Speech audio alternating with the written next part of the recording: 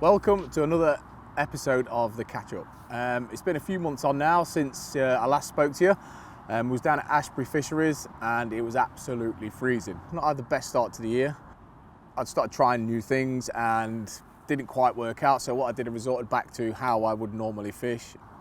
And I was going from catching one, maybe two fish, sometimes blanking, to catching 3 or 4 fish in a session, just resorting back to what I was really confident in.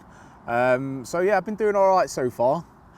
So you join me in session at a local club water, or one of the waters on a club, and I've just come down for the day.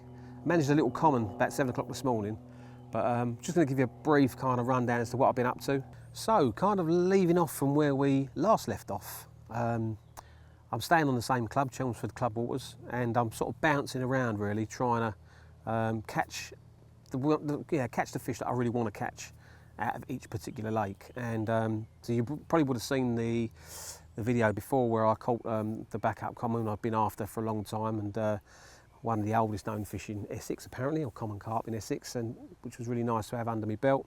So I caught that, and then that was a winter period as well.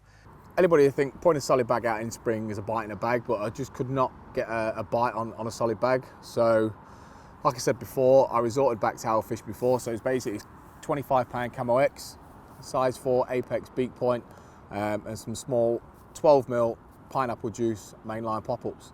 As soon as I started going back to that, I felt more confident in what I was doing. And then on that night that I changed over, I'd done 3 bites within, I think it was 7 hours. And that changed things for me as well, just going back to boilies, easy, simple fishing, less disturbance, and that started to work well for me. Now I tend to do a lot of my fishing throughout the winter period because my work is a lot quieter then. People don't tend to want windows or glass that time of year. So yeah, a lot of my fishing's done then. But like I say, this winter just gone, I've done quite a bit on Cants, which is again another water out of the Chelmsford book basically, and had a really good winter on there. I think I had three 40-pound carp, common carp, and a couple sort of like high 30s, 39s and 37s, which was fantastic, and then a few fish to sort of follow on from that as well, which kept me busy all winter. Right, so this is turning into a December I don't think I'll ever forget. I just had another. Well, this one is 41 pound 9 ounces. A lovely long, lean fighting machine. Look at that. Oh my God. 41 pound 9 ounces. That's my third 40 in as many weeks. Absolutely mad. Land of the commons. Wow. Oh mate. There she goes. So yeah, as the work picks up and fishing slows down a little bit for me, it's just about going back to my old ways and fitting my fishing in and around my work, which is what I've done for as many years as I can remember. Like I say, mainly my fishing's done in the winter, which is why you'll always see me catching fish in the winter, which I kind of find even more rewarding to be fishing that time of year, especially to be catching some nice big fish like I've had. So with me going back to the boilie approach and the throwing sticks, it did make fishing easier, and it was, I said before, it's a bit more stealthy. So I was putting out 10 mils and 15 mils with the throwing stick. It was a lot more stealthy. I wasn't disturbing the fish. I was just dropping 3 rigs in. I was casting past the fish, bringing it back to where they were showing, dropping it down, putting the throwing stick out with a few boilies in, and that's how I started to approach the most of my spring, and it worked well. Definitely started picking up a bite or 2 each time I came. I've not had anything massive yet. The biggest I think so far is like 22 pound, but I'm happy with that. It's fish on the bank, I'm catching consistently, and I'm absolutely confident in the rigs that I'm using now.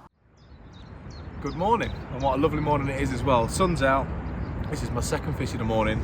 The other one was a small mirror, probably about 14 or 15 pounds, but this one just tipped over 20. So it goes to show, if you stick to what you know and you have confidence in the bait and the rigs that you're using, and you're fishing on the right spots, it takes away that element of doubt that you are fishing effectively, or if you're not fishing effectively, if you're using the right bait or you're on the right spot.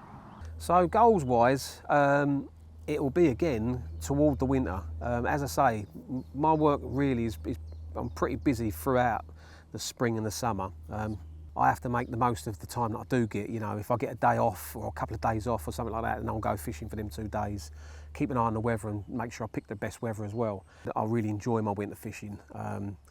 It seems to be getting better and better as I get older for some reason. It just does it gets better and better, and you know, there's less anglers around. Obviously, the fish are less pressured.